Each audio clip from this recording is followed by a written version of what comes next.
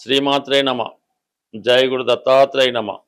ఈ వీడియోలో మనం మిథున రాశి వారికి మార్చి 29 నుంచి ఏప్రిల్ 4 మధ్యలో జరగబోయే వారఫలాలు పరిశీలిద్దాం. ఈ వారం ప్రధానంగా మిథున రాశి వారికి రాశి యందు ఉన్నటువంటి గురుగ్రహం తన సొంత నక్షత్రమైనటువంటి పునర్వసు నక్షత్రం మీద సంచరించడం వల్ల పర్టికులర్గా ఈ గురువు ఈ వారం అంతా మీకు సప్తమ దశమ భావ ఫలితాలు ఇవ్వడం జరుగుతూ ఉంటుంది. ముఖ్యంగా వివాహ సంబంధించిన విషయాల్లో మీరు ఏదైనా వివాహ ప్రయత్నాలు చేస్తుంటే అవి కంప్లీట్గా సక్సెస్ అవ్వడం జరుగుతూ ఉంటుంది. దీనికి ఇంకా సపోర్ట్ ఏం చేస్తుందంటే శుక్రగ్రహం 11వ స్థానంలో ఈ వారం అంతా సంచరిస్తూ ఉన్నాడు. అంటే మనకి 5వ స్థానాధిపతిగా ఉన్నటువంటి శుక్రుడు ప్రేమకి కారణమవుతుంటాడు. అటువంటి శుక్రుడు లాభస్థానంలో సంచరించడం వల్ల ప్రేమ వివాహం చేసుకుందాం అనుకున్న వారికి, పరస్పరం అర్థం చేసుకున్న వారికి, లేదంటే మీ మనసులో ఉన్నటువంటి మాట మీరు ఇష్టపడుతున్న వారికి చెప్పి అది వివాహం దాకా తీసుకువెళ్ళడానికి ఇది చాలా అనుకూలమైనటువంటి సమయం. మీరు ఏమాత్రం ఆలస్యం చేయకుండా వివాహం డేట్ ఫిక్స్ చేసుకోవడం, పెద్దవారికి చెప్పడం, అలాగే పరస్పరం ఒక అంగీకారానికి రావడంతో మీ యొక్క ప్రేమ వ్యవహారాలు, పెళ్లి వ్యవహారాలు సుఖాంతం అయ్యే అవకాశం ఉంటుంది. అలాగే దశమభావ ఫలితాలు, మరి దశమాధిపతిగా ఉన్నటువంటి ఈ గురువు కూడా రాశి అందు ఉండడం వల్ల ఎవరి యొక్క ప్రమేయం లేకుండా మీ స్వయం కృషితోనే ఉద్యోగం సంపాదించాలనే మీ ఆలోచన నెరవేరుతుంది. నిరుద్యోగులకి మీరు ఎక్కడ ఏ దేశంలో ఉన్నా విదేశంలో ఉన్నా కంప్లీట్గా ఈ వారంలో మీరు చేస్తున్నటువంటి ఉద్యోగ ప్రయత్నాలు ఒక కొలిక్కి రావడం జరుగుతూ ఉంటుంది. అలాగే ఉద్యోగం మారాలి అనుకున్న వాళ్ళకి కూడా ఇది చాలా అనుకూలమైనటువంటి సమయం. అయితే మరీ పెద్ద స్థాయి ఉద్యోగం అయితే రాదు, కానీ చిన్న స్థాయి ఉద్యోగం కంపల్సరీగా వస్తుంది. ఎందుకంటే ఈ మిథున రాశి వారికి ఆల్రెడీ దశమ స్థానంలో రవి, తృతీయాధిపతిగా ఉన్నటువంటి రవి దిగ్బలుడై ఉన్నాడు. అందువల్ల శనితో కలిసి ఉన్నప్పుడు ప్రభుత్వ ఉద్యోగ ప్రయత్నాలు ఫలిస్తాయి. ఏదన్నా వారసత్వంగా రావాల్సిన పదవి లాంటిది ఏమైనా వస్తుంది. మీ పెద్దవారి నుంచి వారసత్వంగా మీకు రావాల్సినటువంటి వృత్తి కానీ ఉద్యోగం కానీ ఏదన్నా ఒక సొసైటీలోనో, ఒక ఎండోమెంట్స్లోనో, ఒక దేవాలయంలోనో, ఒక ట్రస్టీ లాంటిదో, ఒక వార్డు మెంబరో, సొసైటీ మెంబరో ఏదో ఒకటి మీకు వారసత్వంగా రావడం జరిగే అవకాశం ఉంది. దాంతో కుజగ్రహం ఇదే వారంలో 2వ తారీఖు నుంచి కుజుడు కూడా దశమ స్థానంలోకి వస్తూ అదే స్థానంలో దిగ్బలుడై ఉండడం వల్ల మొత్తం మీద 3 ప్రధాన గ్రహాలు దశమ స్థానంలో అత్యంత బలవంతుడై ఉండడం వల్ల అటు మీరు పోలీస్ డిపార్ట్మెంట్లో ఉన్నా, గవర్నమెంట్ సర్వీస్లో ఉన్నా, సాధారణ ఉద్యోగులా ఉన్నా కంప్లీట్గా ఉద్యోగంలో ప్రమోషన్ వస్తుంది, ట్రాన్స్ఫర్ ఉంటుంది, కొత్త పదవి అవకాశాలు కూడా రావడం జరుగుతూ ఉంది. ఇక ప్రధానంగా శుక్రుడు లాభస్థానంలో ఉండడం వలన మీరు ఏదో ఒక శుభ సమాచారం మీ ఇష్టమైన వారి నుంచి తెలుసుకుంటారు.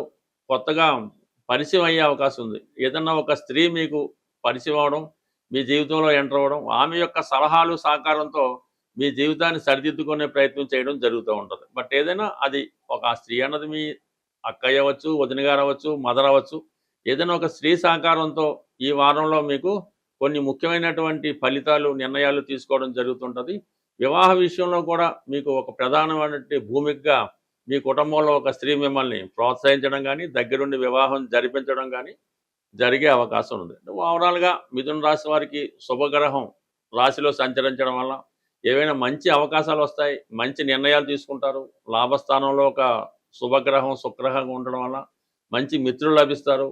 ఇవన్నీ కూడా ఈ జాతకుడికి ఈ వారంలో మరింత అదృష్టాన్ని, చాలా కాలంగా ఎదురు చూస్తున్నటువంటి కొన్ని శుభ కార్యక్రమాలు, శుభవార్తలు ఈ వారం మీరు వినడం జరుగుతుంది. పర్టికులర్గా ఈ వారం మనం చేయవలసినటువంటి పరిహారం ఏంటంటే, ఇప్పుడు ఈ వార ప్రారంభంలో సూర్య భగవానుడు, శని భగవానుడు దగ్గరగా కలిసి సంచరించడం జరుగుతుంది. ఇంచుమించుగా దగ్గర డిగ్రీలో ఉండడం వల్ల మరి ఈ శని భగవానుడు కొంతవరకు కంబస్ట్ అవ్వడం జరుగుతూ ఉంటుంది, అంటే అస్తంగత్యం చెందడం జరుగుతూ ఉంటుంది.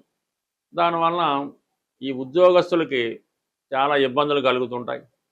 రవి కూడా శని భగవానుడితో కలిసి ఉండడం వల్ల తన యొక్క సంపూర్ణ ఫలితాలను ఇవ్వడం లేకపోతుంటాడు. అంటే ఇప్పుడు రవి యొక్క కుమారుడు శని అయినప్పుడు కూడా ఈ 2 విభిన్న ధ్రువాలు కలిగినటువంటి గ్రహాలు అవటం మాట. అంటే ఒకరికి ఒకరికి ఎట్టి పరిస్థితుల్లో కూడా సరైనటువంటి సమన్వయం కుదరదన్నమాట.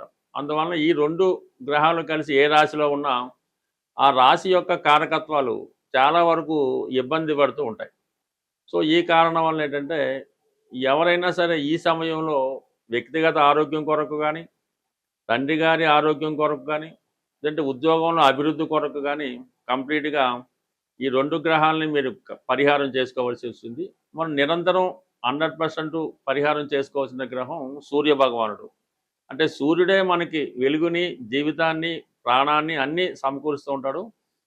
సూర్య భగవానుడు మాత్రమే ధనాన్ని జాతకుడికి ఇచ్చే అవకాశం ఉంటుంది. ధనాన్ని కానీ, ఆరోగ్యాన్ని కానీ సూర్య భగవానుడు ఇస్తాడు కాబట్టి కంప్లీట్‌గా మీరు సూర్య భగవానుడిని ప్రతిరోజు సూర్య నమస్కారం ద్వారా, ఆదివారం నియమంగా ఉండడం ద్వారా, తండ్రి గారిని, తండ్రి సమానమైన వ్యక్తుల్ని గౌరవించడం ద్వారా కంప్లీట్‌గా మీకు సూర్య భగవానుడి అనుగ్రహం లభిస్తూ ఉంటుంది. అంటే ఈ సమయంలో మీకు ఏదైనా కొత్త ఉద్యోగం ప్రయత్నం చేస్తున్నా, నిరుద్యోగులైన వారు ఎవరైనా సరే ఈ సమయంలో మీ యొక్క తండ్రి గారికి కానీ, గురువు గారికి కానీ తెలుపు రంగు వస్త్రాలు సమర్పించి వారి ఆశీర్వాదం తీసుకోవడం వలన మీకు ఉద్యోగ ప్రయత్నంలో ఉద్యోగం నెరవేరే అవకాశం ఉంది.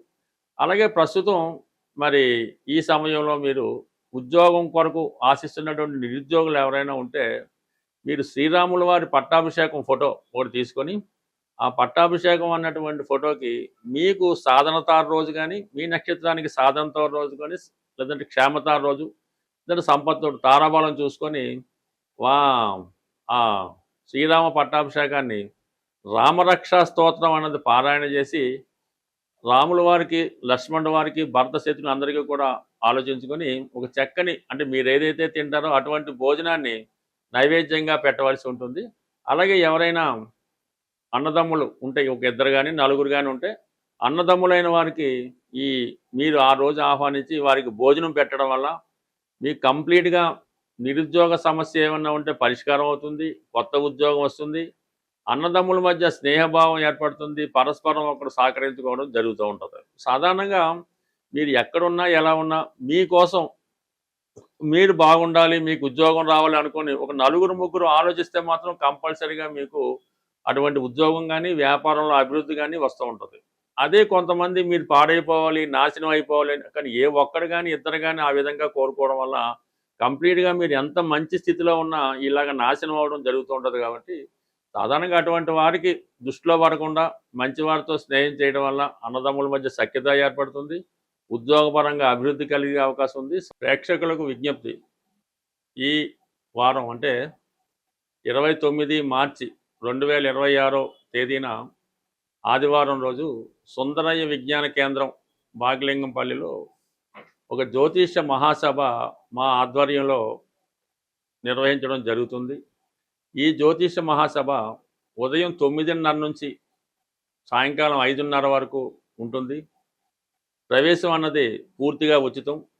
అన్ని సౌకర్యాలు మీకు సభలో ఏర్పాటు చేయడం జరుగుతుంటుంది. అంటే భోజన సౌకర్యాలు వగైరా వగైరా. ఈ సభలో ప్రముఖ జ్యోతిష పండితులైనటువంటి శ్రీ నానాజీ పట్నాయక్ గారు, అలాగే మల్లాది మణి గారు, జనార్దన్ ఠాగూర్ గారు, అలాగే బంగారయ్య శర్మ గారు, నీలం పూర్ణమోహన్ గారు, ఎన్ విజయశంకర్ గారు, అలాగే విజయలక్ష్మి గారు మొదలగు ప్రముఖ జ్యోతిష్కులు వారి వారి ప్రసంగాలు వినిపిస్తారు. ఈ సభలో వచ్చినటువంటి ప్రేక్షకులు ఎవరైనా ఉంటే వారి యొక్క సందేహాలు ఏవైనా ఉంటే సభాముఖంగా ఈ పండితుల వద్ద మీరు తెలుసుకొని దానికి సరైనటువంటి సమాధానాలు కూడా తెలుసుకునే అవకాశం ఉంటుంది. జ్యోతిషంపై ఆసక్తి ఉన్నవారు తప్పకుండా ఈ సభకు హాజరై మమ్మల్ని మా సభని విజయవంతం చేస్తారని ఆశిస్తూ స్వస్తి, శుభం.